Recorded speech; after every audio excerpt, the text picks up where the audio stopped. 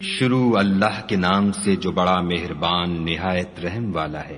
اے محمد صلی اللہ علیہ وآلہ وسلم، جب منافق لوگ تمہارے پاس آتے ہیں تو از راہ نفاق کہتے ہیں کہ ہم اقرار کرتے ہیں کہ آپ بے شک خدا کے پیغمبر ہیں، اور خدا جانتا ہے کہ در حقیقت تم اس کے پیغمبر ہو، لیکن خدا ظاہر کیے دیتا ہے کہ منافق دل سے اعتقاد نہ رکھنے کے لحاظ سے جھوٹے ہیں۔ انہوں نے اپنی قسموں کو ڈھال بنا رکھا ہے اور ان کے ذریعے سے لوگوں کو راہ خدا سے روک رہے ہیں۔ کچھ شک نہیں کہ جو کام یہ کرتے ہیں برے ہیں۔ یہ اس لیے کہ یہ پہلے تو ایمان لائے پھر کافر ہو گئے تو ان کے دلوں پر مہر لگا دی گئی، سو اب یہ سمجھتے ہی نہیں۔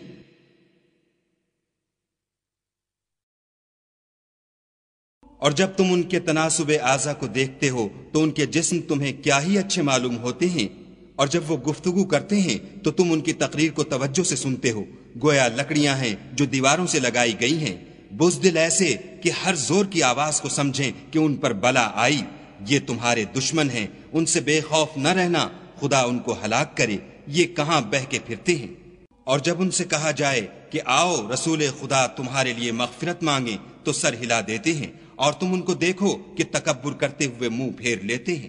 تم ان کے لیے مغفرت مانگو یا نہ مانگو، ان کے حق میں برابر ہے، خدا ان کو ہرگز نہ بخشے گا، بے شک خدا نافرمان لوگوں کو ہدایت نہیں دیا کرتا۔ یہی ہیں جو کہتے ہیں کہ جو لوگ رسول خدا کے پاس رہتے ہیں ان پر کچھ خرچ نہ کرو، یہاں تک کہ یہ خود بخود بھاگ جائیں، حالانکہ آسمانوں اور زمین کے خزانے خدا ہی کے ہیں، لیکن منافق نہیں سمجھتے۔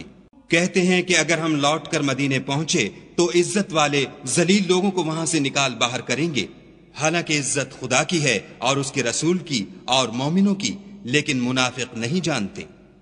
مومنوں، تمہارا مال اور اولاد تم کو خدا کی یاد سے غافل نہ کر دے، اور جو ایسا کرے گا تو وہ لوگ خسارہ اٹھانے والے ہیں۔ اور جو مال ہم نے تم کو دیا ہے اس میں سے اس وقت سے پیشتر خرچ کر لو کہ تم میں سے کسی کی موت آ جائے تو اس وقت کہنے لگے کہ اے میرے پروردگار، تو نے مجھے تھوڑی سی اور مہلت کیوں نہ دی تاکہ میں خیرات کر لیتا اور نیک لوگوں میں داخل ہو جاتا۔